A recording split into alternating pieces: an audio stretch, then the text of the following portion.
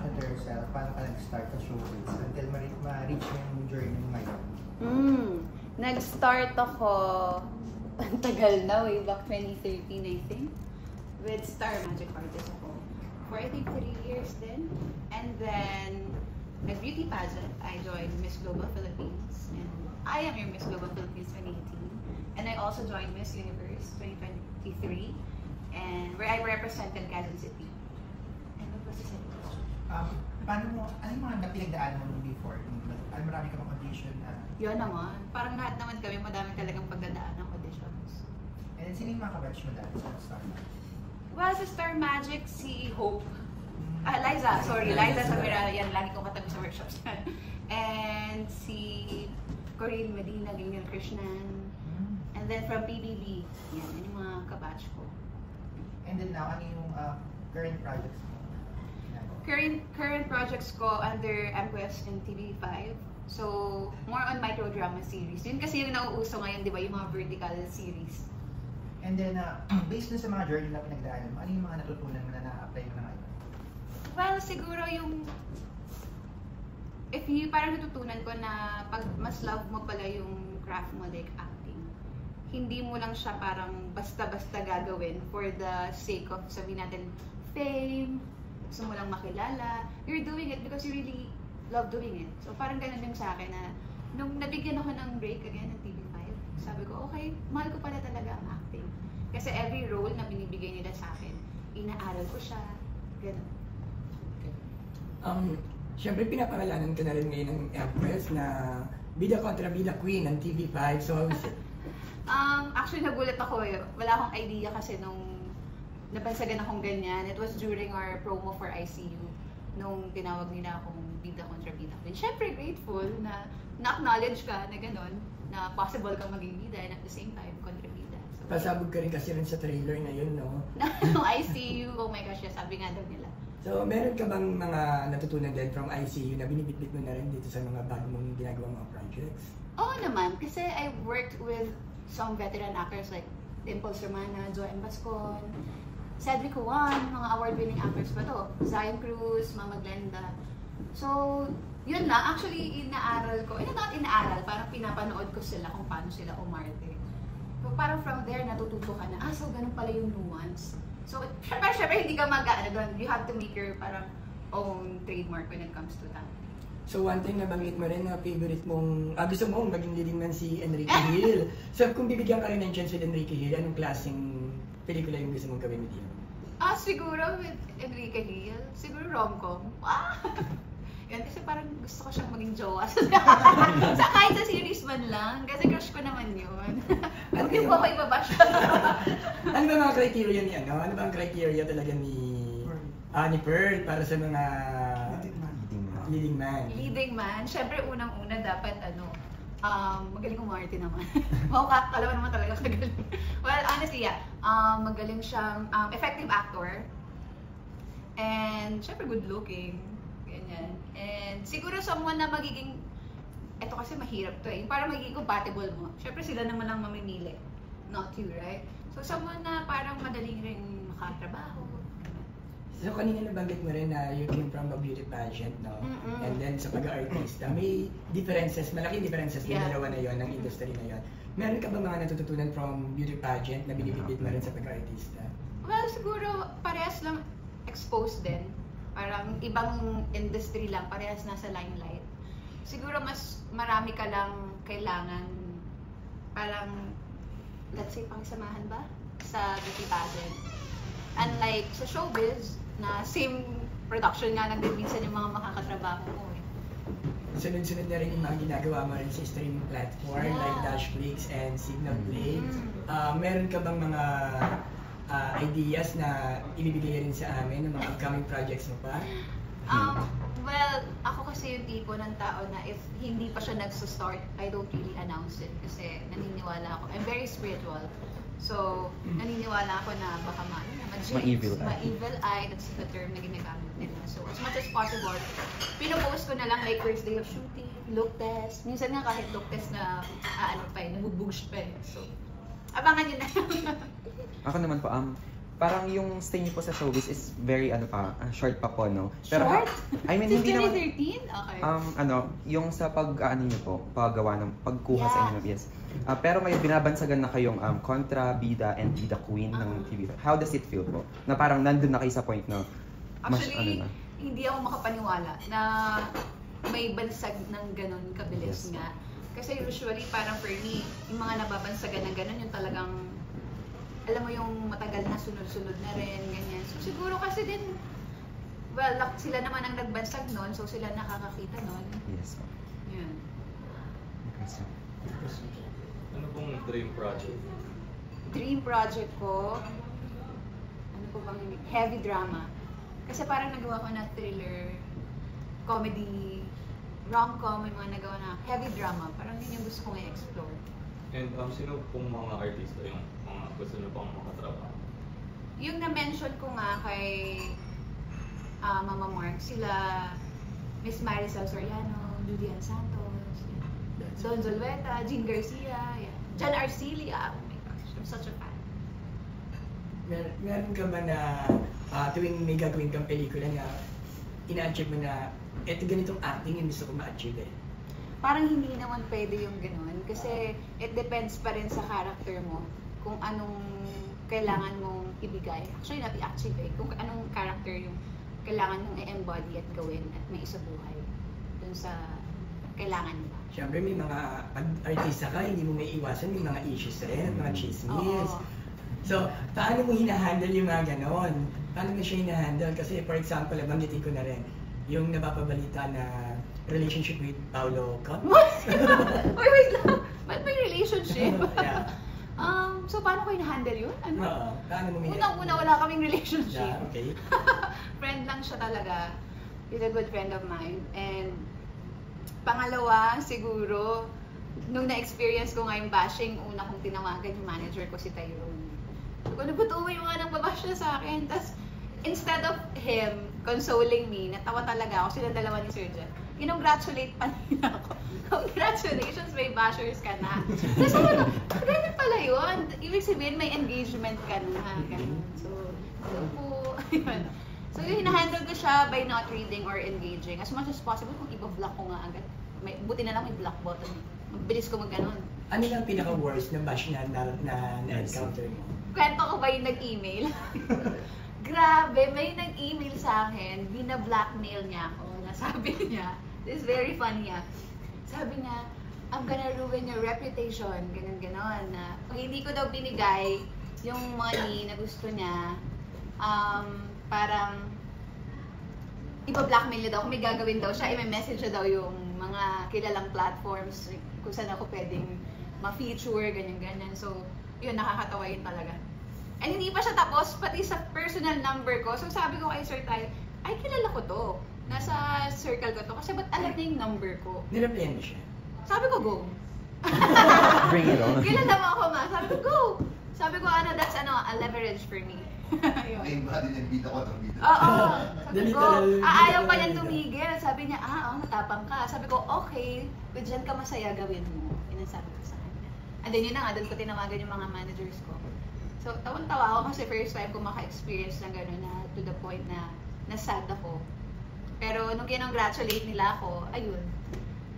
Parang nabalik naman agad yung mood ko, di ba? Nakakabida kontra bida. Usaping projects naman po. Was there ever a time na may tinanggihan po kayong project? Meron. Kasi hindi ako, sabi ko ba? So, mention Okay. Hindi ako comfortable gawin yung project na yun. So, pwede naman, actually, kinonsult ko pa siya sa ilang director friends, kay Sir Tyrone, kay Sir Jeff, and kay Ate Dimples din. Anong Tapos, genre? Sexy ba? Sexy siya, pero, I mean, I can do that. Pero pag naman yung, like, yung super... Limitations mo? Well, syempre, walang nudity as much as possible. And, nakailang as much as possible na ba? Kabilang na ba? Ayun. Nudity and siguro, ano pang pwedeng Basta, hindi na makakasira na. Yung Image. Para ma-rebrand ka Oo. na. Tapos yung hindi ka parang matitake advantage din. So how do you see yourself 5 years from now? Kasi you're starting, Ano ba to? You started kasi your career since 2013. Oo. Pero mas umaarangkada talaga ngayong taon yung career mo eh. Oo. So how did you see yourself na 5 years from now? Siguro 5 years from now, kilala na talaga si Pearl Gonzalez sa pag-arte. Yan, na-acknowledge pa siya and mas umuusbong at dumadami yung mga projects. Yun talaga yung goal ko eh, kaya nag-focus din talaga ako. Alam mo, hindi ka nag-love life kasi nag-focus ka sa trabaho. And I think I'm doing the right thing naman kasi sunod-sunod din talaga. So 5 years from now, siguro successful in what I do. Yan. May mga nandiligaw rin ba sa'yo from the showbiz? Oh. Or nalilink? Too many to mention. Ako sabi na naman Parang- mo yan ha. Parang, Blind item. meron naman, pero kinakaibigan ko na lang sila eh. Parang kasi ngayon talaga hindi siya yung focus. Parang least talaga siya ng priority ko. Kasi it used to be parang before number 1 priority ko kaya nawala din ako sa eksena for years. And then now, nung mas This is her second chance na. parang comeback. Kumbaga, sinadya na maganda yung naging blessing sa kanya. So ganun pala yun. Parang you have to choose. Some people, they're blessed to have both. Some people, kailangan Pili lang. pamili ka lang. So this time, I chose my career and thank God, aligned naman lahat, even my prayers. Alam mo pa talaga, madasalin talaga ako. So nakakatawa na lahat ng mga prayers ko and sabi ko nga, I'm spiritual. Yung lahat ng mga manifestations ko, nangyayari siya. Nice. Yung BTS mo ng birthday. Or may chance ba na balik ka into pageantry, sumali ulit? Yeah. Habang nag-showbiz ka? Well, gusto nilang sumali pa ako sa isang pageant, pero kasi parang sabi Parang ko may nga, ina-ay ka bang title pa? Nakunin ka naman? meron, pero parang that was like last year siguro. Nung bumalik nga ako sa trabaho ngayon, parang mas gusto ko na siyang mag-focus na lang dito.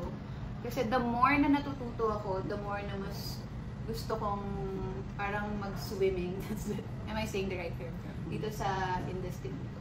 Meron yung natutunan mo na despite yung mga nangyari sa'yo, na nagkaroon ka na ulit ng second chance? Hindi ko sasayamin. Never.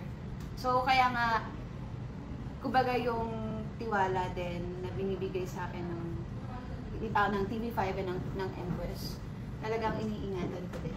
Kasi, I'm not just doing this for myself, I'm doing this for my entire management, diba? Kasi, ang daming taong naniniwala sa comeback people. Before kasi dumating sa point na naging frustrated actress na ako, parang, pass ko ba to? Pero ngayon hindi na, parang naniniwala na ako na this is for me kasi may mga taong naniniwala na para sa'yo din talaga. Sa timing. Diba? Bida kontra bida queen nga, may mga ganun pa. So inaasam mo na yung title na yan? Well, nag-joke nga ako kanina. Sabi ko parang, maganda siya in fairness, pero parang bipolar. Parang po, sabi ko, ano, offense meant po kasi lagyan niyo pa talaga ng queen. So parang joke-joke lang po ito. Yun.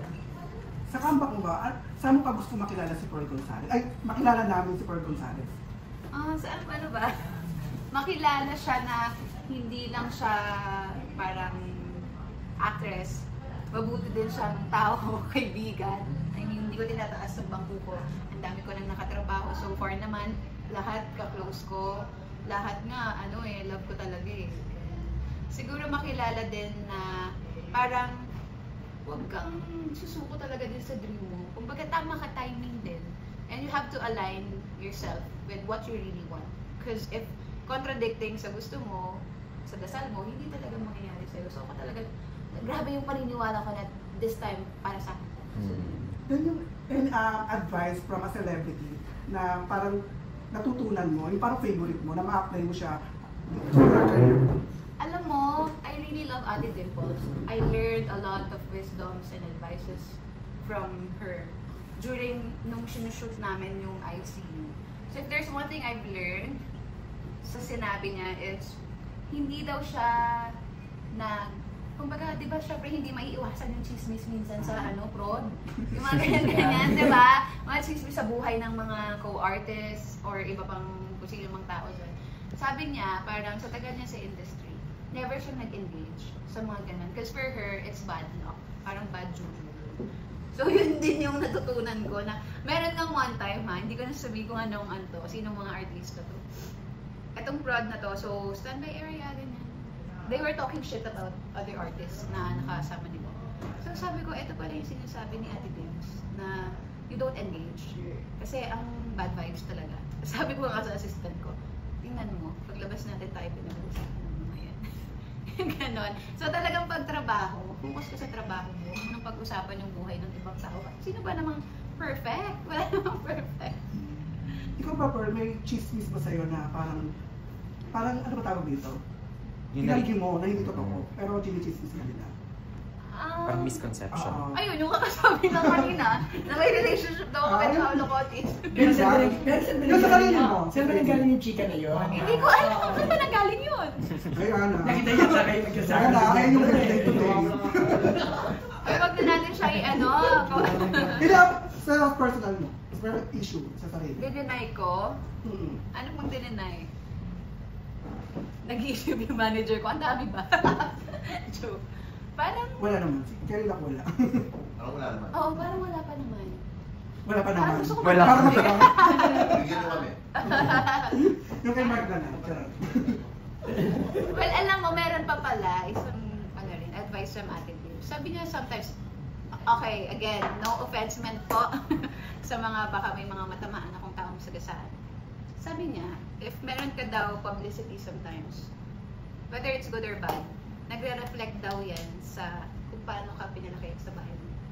So, kung kaya mong iwasan, magkaroon ng bad, iwasan mo. Pero hindi natin may iwasan minsan kasi may mga gagawa talaga ng mga Lalo na ngayon kasi na unti-unti rin na gumagawa ka na rin ng pangalan. Kaya nagpapatuloy talaga ang paggawa ng mga kwento tungkol sa'yo. Naku, merong mga lalabas pa dyan talaga, I'm sure. Pero ang goal is mag-focus sa work.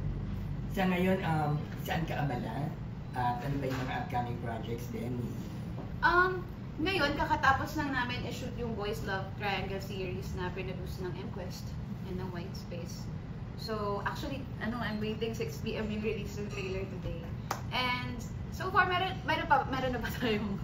Ay, bawal pa i-mention talaga eh. You cannot disclose it yet. So, Oo. meron mga upcoming projects. Yeah, I heard there's a serye and a movie nga doon. So, Pero more on kung ano na bida na ba yung Naku, parang role? Kasi yun nga yung parang tagline.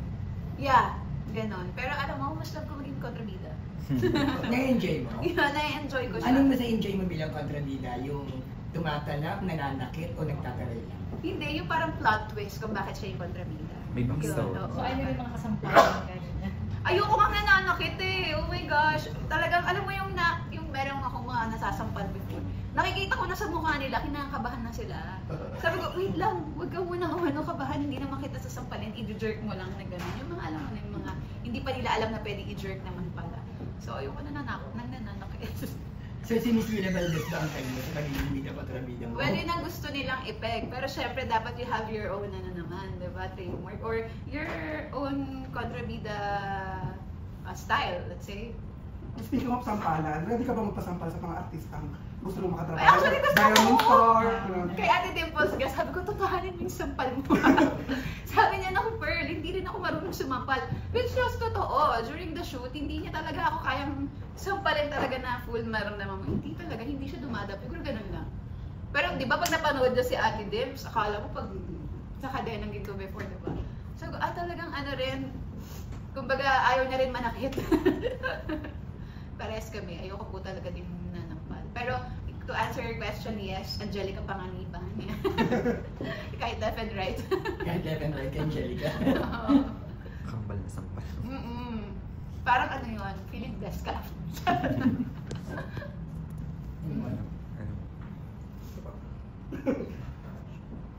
Siguro invite niyo na lang po yung mga sa mga picture niyo.